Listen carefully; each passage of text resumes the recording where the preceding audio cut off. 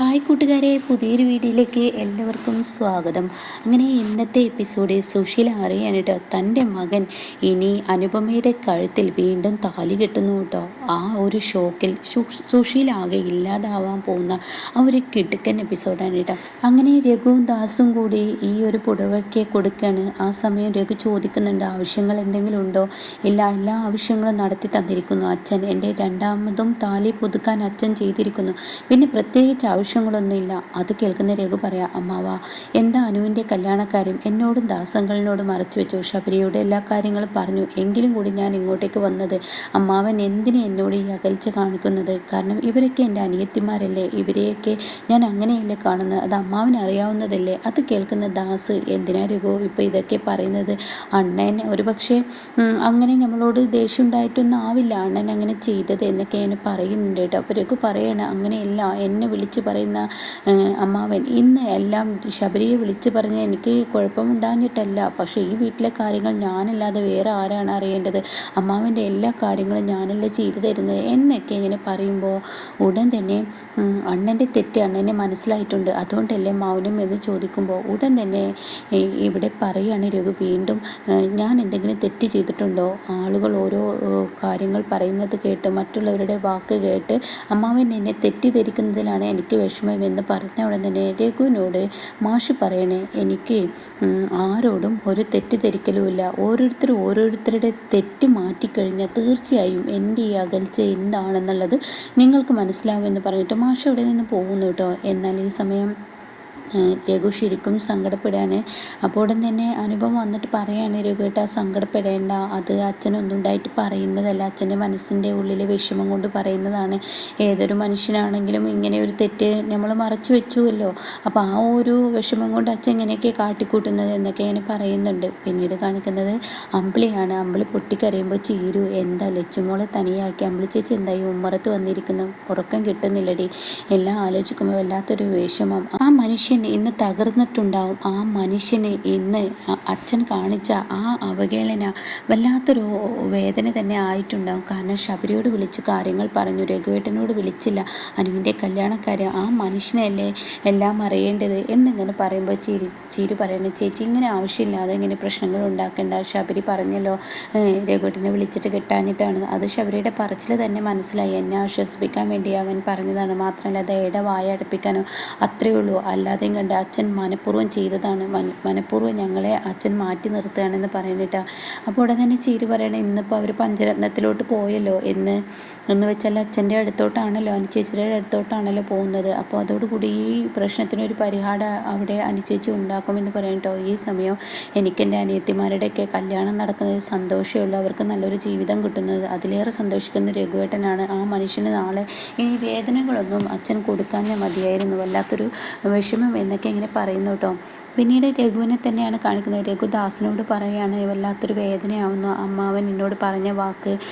അമ്മാവൻ പറയുന്നു, ഞാൻ ഇനിയും ഇങ്ങനെ കാണിക്കുമെന്നല്ലേ പറഞ്ഞത്, നിൻ്റെ തെറ്റ് മാറ്റും വരെ ഞാൻ ഈ പെരുമാറ്റ രീതി ആയിരിക്കും എന്നൊക്കെ പറയുമ്പോൾ അതിനർത്ഥം എന്താ? ഞാൻ ഇനി എന്താ ചെയ്യേണ്ടത്?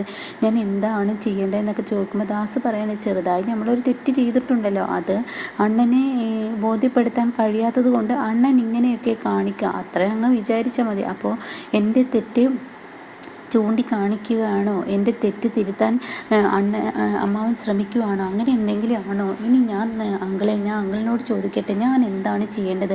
എനിക്കെൻ്റെ അമ്മാവനെ പഴയ രീതിയിൽ കിട്ടണം, അതാണ് എനിക്ക് വേണ്ടത്. അതിനുവേണ്ടി ഞാൻ എന്താ ചെയ്യേണ്ടതെന്ന് പറയുമ്പോൾ അവിടെ ദാസ് എന്തോ പറയാൻ ഒരുങ്ങാണ് കേട്ടോ. അപ്പോഴേക്കും അങ്ങോട്ടേക്ക് അനുപമ വരികയാണ്. നിങ്ങൾ ഉറങ്ങാത്തത് കൊണ്ട് തന്നെ അച്ഛൻ അവിടെ പറയുന്നുണ്ട്, എന്താ അവർ ഉറങ്ങാത്ത, അവരോട് വന്ന് കിടക്കാൻ വേണ്ടി പറയുമെന്ന് പറഞ്ഞിട്ട് എന്നെ അച്ഛൻ പറഞ്ഞു വിട്ടതാന്ന് പറയട്ടോ. അത് കേൾക്കുന്നവർക്ക് രണ്ടുപേർക്കും സന്തോഷമാവുകയാണ്.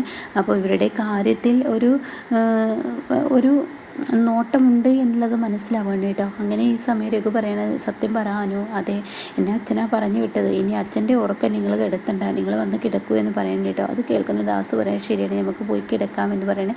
അങ്ങനെ അവർ രണ്ടാളും പോയി കിടക്കാൻ പോവാണ് കേട്ടോ. പിന്നീടാണെങ്കിലോ ഇങ്ങനെ പിറ്റേ ദിവസം രാവിലെ ആവുന്ന ആ ഒരു സീനാണ്.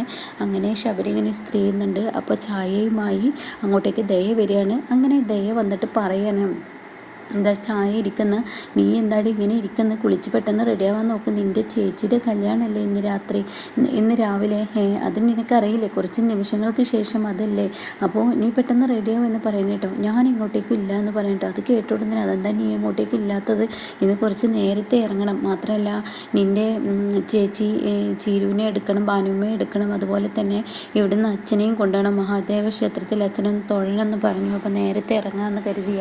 അത് കേൾക്കുന്നതിനോടുകൂടി നിങ്ങൾക്ക് നിങ്ങളുടെ ഭാര്യയെ മറ്റുള്ളവർക്ക് മുന്നിൽ വലിയ വലിയ ഉയർച്ചയോടുകൂടി നിർത്തണമെന്ന് നിങ്ങൾക്ക് ആഗ്രഹമില്ലാഞ്ഞിട്ട്. അത് കേൾക്കുന്ന ശബരി പറയും, ഞാൻ എന്താ എൻ്റെ ദയെ ഞാൻ ചെയ്ത, ഇനി എന്താ കാര്യം പറയൂ എന്ന് പറയുമ്പോൾ, പിന്നെ നിങ്ങൾ എന്താ ചെയ്യാത്ത, നിങ്ങൾ ചെയ്തത് കൊണ്ടല്ലേ എന്നെ എല്ലാവരും ഇങ്ങനെ തട്ടുന്നത്, അച്ഛൻ എല്ലാ കാര്യങ്ങളും നിങ്ങളെയോടല്ലേ പറഞ്ഞത്, ഇപ്പോൾ അവർ കാണിച്ചത് കണ്ടോ, ഇന്നലെ അവർ രണ്ടുപേരും കൂടി പഞ്ചരത്നത്തിലോട്ട് അങ്ങ് പോയി, എന്നിട്ട് രഘുവേട്ടൻ എന്താ ചെയ്തത്, ഈ പറയുന്ന മഞ്ചാടിയെയും അമ്പിളി ചേച്ചിയെയും അങ്ങോട്ടേക്ക് ചെല്ലാനും അനുചേച്ചിയെ ഒരുക്കാനും പറഞ്ഞിട്ട് അങ്ങോട്ടേക്ക് വിളിച്ചു, എന്നാൽ എന്നെ വിളിച്ചോ, ഞാനിവിടെ ഉള്ളതല്ലേ, എന്നെ ഒന്ന് വിളിച്ചൂടെ, എടി അത് നിന്നെ വിളിക്കാതിരുന്ന ഒന്നുമല്ലടി, നീ ഇവിടെയല്ലേ, മാത്രമല്ല നീ എന്തായാലും ഇവിടെ കുഞ്ഞിനായിട്ട് ഉറങ്ങുന്ന അങ്ങനെയൊക്കെ എന്തെങ്കിലും ആയിരിക്കും, പുലർച്ചെ ആയതുകൊണ്ടായിരിക്കും, നിങ്ങൾക്ക് എന്ത് പറഞ്ഞാലും ഓരോ ഒഴിവുകളുണ്ടാവും, എന്നാൽ അതുപോലെയല്ല എൻ്റെ വിഷമം നിങ്ങൾ മനസ്സിലാക്കണം. അതിന് നീ മാത്രമല്ലല്ലോ, ചീരുവും പോയിട്ടില്ലല്ലോ, ചീരു ചേച്ചി യാത്ര ചെയ്യാൻ പറ്റാത്തത് കൊണ്ടാണ്, അല്ലെങ്കിൽ ചീരു ചേച്ചി പോകും, അതെനിക്ക് ഉറപ്പുള്ള കാര്യമാണ്, അതുകൊണ്ടാണ് ചീരു ചേച്ചി പോകാൻ, എനിക്കും ഉണ്ടാവില്ല അനുചേച്ചിയെ ഒരുക്കണമെന്ന്. അപ്പം നീ ഇങ്ങനെ പറഞ്ഞിരിക്കുകയാണോ, നീ ഇനി കല്യാണത്തിന് വരുന്നില്ലേ, പെട്ടെന്ന് വാ, കല്യാണത്തിന് പെട്ടെന്ന് കഴിക്കണം എന്നൊക്കെ ഇങ്ങനെ പറയുമ്പോൾ ഉടൻ തന്നെ പറയണില്ല, ഞാൻ കല്യാണത്തിന് വരുന്നില്ല എന്ന് പറയണേട്ടോ. അപ്പോഴേക്കും ശബരി ഇവിടെ നിന്ന് പോകുന്നുണ്ട്, ഞാൻ അച്ഛനെയും കൊണ്ട് പോട്ടെ, അതിന് നിങ്ങൾക്ക് നിങ്ങളുടെ അച്ഛനെ കൊണ്ടുപോകാനാണ് തിടുക്കം എന്ന് പറയുന്നുണ്ട് കേട്ടോ. അത് കേൾക്കുന്ന ശബരി പറയണേ, എനിക്ക് എൻ്റെ അച്ഛനെ കൊണ്ടുപോകാനല്ല, ആരെയൊക്കെ കൂടുതൽ ഇവിടെ ആരെയും നിൻ്റെ അച്ഛൻ വിളിച്ചിട്ടില്ല, എൻ്റെ അച്ഛനെ മാത്രമേ വിളിച്ചിട്ടുള്ളൂ, നിൻ്റെ അച്ഛൻ്റെ ക്ഷണം സ്വീകരിച്ചാണ് ഈ പറയുന്ന എൻ്റെ അച്ഛൻ ഈ കല്യാണത്തിന് വരുന്നത് എന്നും ദയോട് പറയുന്നുണ്ട് കേട്ടോ. അപ്പോൾ ദയ കുശുമ്പ് ഇളകിയിട്ട് ചെറിയ കുട്ടികളെ പോലെ എന്നെ വിളിച്ചില്ല, എന്നെ മാത്രം ഒഴിവാക്കി എന്നൊക്കെ ഇങ്ങനെ സങ്കടപ്പെട്ട് ഇരിക്കുന്ന ഒരു സീനാണ് കേട്ടോ. പിന്നീട് കാണിക്കുന്ന അമ്പിളി ഈ പറയുന്ന അനുപമയെ ഒരുക്കുന്ന സീനാണ്. അനുപമയെ ഒരു പുതുവണ്ണായി തന്നെ ഒരുക്കി അടിപൊളിയാക്കിയതിന് ശേഷം അനുപമയോട് പറയണേ, ഇപ്പം നിന്നെ കണ്ട ഒരു കല്യാണപ്പെണ്ണ് തന്നെ എന്ന് പറഞ്ഞ ഉടൻ തന്നെ അവിടെ അനുപമ പറയണേ, എനിക്ക് കല്യാണപ്പെണ്ണൊന്നും ആവണ്ട, എനിക്ക് എൻ്റെ മോൻ്റെ അമ്മയായാൽ മതി എന്ന് പറയട്ടോ. എടി നീ നിൻ്റെ മോൻ്റെ അമ്മ തന്നെയാണ്, നിന്നെ കെട്ടാൻ പോകുന്ന ചെക്കന് മോൻ്റെ അച്ഛനല്ലേ, അപ്പം പിന്നെ നീ മോൻ്റെ അമ്മയല്ലേ, ഉള്ളത് പോലെ പറയണല്ലോ, ഈ വേഷത്തിന് നീ ഒരു കല്യാണപ്പെണ്ണ് തന്നെ എന്ന് പറയുന്നുണ്ട് കേട്ടോ. അപ്പോൾ അങ്ങോട്ടേക്ക് രഘു കടന്നു വരികയാണ്. അപ്പോൾ രഘു പറയണേ, നമുക്ക് പെട്ടെന്ന് ഇറങ്ങാം, അമ്മാവൻ ഇപ്പം എത്തുന്ന പറഞ്ഞത്, എന്തായാലും കാര്യങ്ങളൊക്കെ പെട്ടെന്ന് നീക്കണം, കൊട്ടേഷനൊക്കെ കൊടുത്ത ടീമാണ്, ആ ടീം എന്താ ചെയ്യാന്ന് പറയാൻ പറ്റില്ല, സുശീല ആൻറ്റിയുടെ ചെവിയിൽ എപ്പോഴാണ് ഈ വിവാഹം നടക്കുന്ന കാര്യം അറിയാമെന്ന് പറയാൻ പറ്റത്തില്ല, അതുകൊണ്ട് തന്നെ നമുക്ക് എപ്പോഴാണ് പണി വീഴുകയെന്നും പറയാൻ പറ്റില്ല എന്നൊക്കെ ഇങ്ങനെ പറയുമ്പോൾ അനുപമക്ക് പേടിയുണ്ട്. അപ്പോൾ അനുപമ പറയണേ, എന്നാൽ നമുക്ക് ഇപ്പം തന്നെ ഇറങ്ങാം, അമ്മയുടെ മുന്നിൽ പോയി തൊഴട്ടെ, കാരണം ഇനിയിപ്പോൾ ഇന്ദ്രേട്ടനെ എല്ലാ സത്യങ്ങളും അറിഞ്ഞു കഴിഞ്ഞാൽ വീടിനുള്ളിൽ പൂട്ടിയിടുമോ എന്ന് പറയാനും പറ്റില്ല എന്നൊക്കെ ഇങ്ങനെ പറയണേ.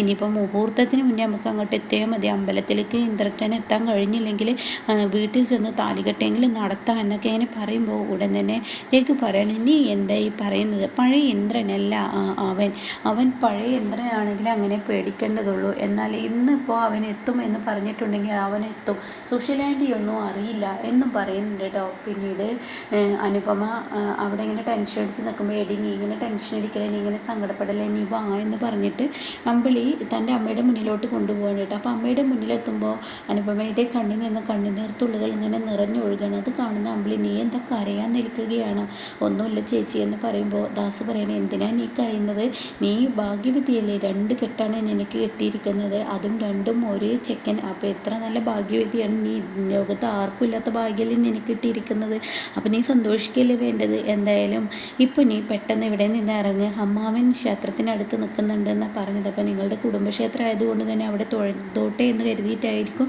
അമ്മാവൻ അവിടെ നിൽക്കുന്നത്, അപ്പോൾ നമുക്ക് ഇവിടെ നിന്ന് ഇറങ്ങാൻ നോക്കാം എന്നൊക്കെ പറഞ്ഞിട്ട് അവർ ഇറങ്ങുകയാണ് കേട്ടോ. പിന്നീട് കാണിക്കുന്നത് കുഞ്ഞമ്മയെയും രവിയാണ് കേട്ടോ. അപ്പോൾ രവി നടന്നു വന്നിരിക്കുകയാണ്. അപ്പോൾ രവിയോട് പറയണ, കുഞ്ഞമ്മ ചായ ഉണ്ട്, അതെടുത്ത് കുടിക്കുക തണുക്കുന്നതിന് മുന്നേ എന്നൊക്കെ പറഞ്ഞിട്ട് ചായ കൊടുക്കുകയാണ്. ഉടനെ തന്നെ കുഞ്ഞമ്മ ചോദിക്കുകയാണ്, അല്ല മോനെ, അല്ല കുഞ്ഞമ്മയോട് രവി ചോദിക്കുകയാണ്, ഹർഷയും ഈ സുശീല ആൻറ്റിയും എവിടെയെന്ന് ചോദിക്കുകയാണ്. റൂമിലുണ്ട്. അപ്പോൾ ഇതുവരെ എണീറ്റിട്ടുണ്ട്, പക്ഷേ അവരവിടെ റൂമിൽ തന്നെ ഇരിപ്പാണ് എന്ന് പറയണ്ട. അപ്പോൾ അത് കേൾക്കുന്ന കുഞ്ഞമ്മയോട് രവി ചോദിക്കുകയാണ്, ഈ സുശീല ആൻറ്റി എന്തിൻ്റെ പേരിലാണ് ഇങ്ങോട്ട് വന്നതെന്ന് അറിയോ, അവൻ്റെ മക്കളായിട്ട് വഴക്കിട്ടുണ്ടാവും, എത്രയെന്ന് കരുതിയ മക്കളും ഇത് സഹിക്കുന്നതെന്നൊക്കെ അങ്ങനെ പറയുകയാണ്. ആ സമയം ഉടനെ തന്നെ രവി പറയണേ, ഞാനേ ഒന്ന് ഡീറ്റെയിൽ ആയി അന്വേഷിച്ചു. അപ്പോൾ എനിക്ക് കിട്ടിയൊരു വിവരം എന്താ വെച്ചുണ്ടോ, അത് പറയുമ്പോഴാണ് കേട്ടോ സുശീല ഹോളിലൂടെ ഇങ്ങനെ വരുന്നത്. അപ്പോൾ ഇവരുടെ സംഭാഷണം ഒളിഞ്ഞു നിന്ന് കേൾക്കുകയാണ്. അപ്പോൾ ഉടനെ തന്നെ കുഞ്ഞമ്മ ചോദിക്കുക, എന്താ നിനക്ക് കിട്ടിയ വിവരം? അതെ, ഞാനിപ്പോൾ അറിഞ്ഞു, ഇന്ദ്രൻ അനുപമയും കൊണ്ട് അമ്മയെ എതിർത്ത് അവൻ ഒരു ദിവസം ഒളിച്ചോടി താമസിച്ചു എന്നൊക്കെ പറഞ്ഞു കേട്ടു. അത് കേൾക്കുന്ന സുശീലക്ക് എന്നിങ്ങനെ മുഖം കൊണ്ട് കാണിക്കുകയാണ് കേട്ടോ. തനിക്ക് സങ്കടം വരികയാണ്, തൻ്റെ ചിറിയൊക്കെ കോട്ടിപ്പിടിക്കുകയാണ്. അപ്പോൾ ഉടൻ തന്നെ ഇങ്ങനെ വീണ്ടും പറയാണ്, അനുപമയും കൊണ്ട് ഒരു ദിവസം എവിടെയോ പോയി താമസിച്ചതിന് ശേഷം ഇന്ദ്രൻ തിരികെ വീട്ടിലോട്ട് വന്നു. അപ്പോൾ കുഞ്ഞു പറയണം, അത് സുശീലക്ക് കിട്ടണം, അവൾക്ക് അഹങ്കാരിയാണ്, അവൾക്കുള്ള ശിക്ഷ അങ്ങനെ തന്നെ കിട്ടണം എന്ന് പറയട്ടെ. അപ്പോൾ അത് കേൾക്കുമ്പോൾ അത് മാത്രമല്ല, ഇന്നലെ ഇന്ദ്രൻ തിരികെ വീട്ടിലോട്ട് വന്നപ്പോൾ ഈ സുശീലാൻ്റെ അവിടെ നിന്ന് ഇറങ്ങി പോകുന്നത് അത്രേ. അത് കേൾക്കുന്ന സുശീല എന്നെ കളിയാക്കുന്ന ആ ഒരു സംസാരം, ഞാൻ മറ്റുള്ളവർക്ക് മുന്നിൽ ഞാൻ നാണം കെടുന്നതൊക്കെ അങ്ങനെ പറയുകയാണ്. അപ്പോൾ തൻ്റെ മുഖം കൊണ്ട് അത് കാണിക്കുന്നുണ്ട്. ഫ്രിഡ്ജിൻ്റെ സൈഡിലാണ് കേട്ടോ സുശീല നിൽക്കുന്നത്. അപ്പോൾ കുഞ്ഞമ്മ ചോദിക്കുകയാണ്, ഇനിയിപ്പോൾ എന്താ ഇന്ദ്രൻ്റെ തീരുമാനം? വേറൊരു ന്യൂസും കൂടി ഞാൻ അറിഞ്ഞു, പക്ഷെ അത് സുശീലാൻ്റെക്ക് വല്ലാത്തൊരു ഞെട്ടൽ തന്നെയായിരിക്കും. അവർക്ക് ഷോക്കോ അറ്റാക്കോ എന്തെങ്കിലും വരാതിരുന്നാൽ മതിയായിരുന്നു. അപ്പോൾ അതെന്താണെന്ന് ചോദിക്കുമ്പോൾ അതില്ലേ എന്ന് പറഞ്ഞിട്ട് 4 പേർ നോക്കുമ്പോൾ സുശീല പെട്ടെന്ന് ഉൾവലിയാണ് കേട്ടോ. അങ്ങനെ സുശീലയെ കാണാൻ പറ്റില്ല. അപ്പോൾ ഈ സമയം അവിടെ ആരുമില്ല എന്ന് തോന്നിയിട്ട് രവി പറയാണ്, അതെ ഇന്ന് ഇന്ദ്രൻ്റെയും അനുപമയുടെയും കല്യാണമാണ് മഹാദേവ ക്ഷേത്രത്തിൽ വെച്ചെന്ന് പറഞ്ഞിട്ടോ. ഇത് കേൾക്കുന്ന സുശീല ഈശ്വര എന്നുള്ള ഭാവത്തിൽ മുഖം പൊത്തിപ്പിടിക്കുകയാണ് കേട്ടോ.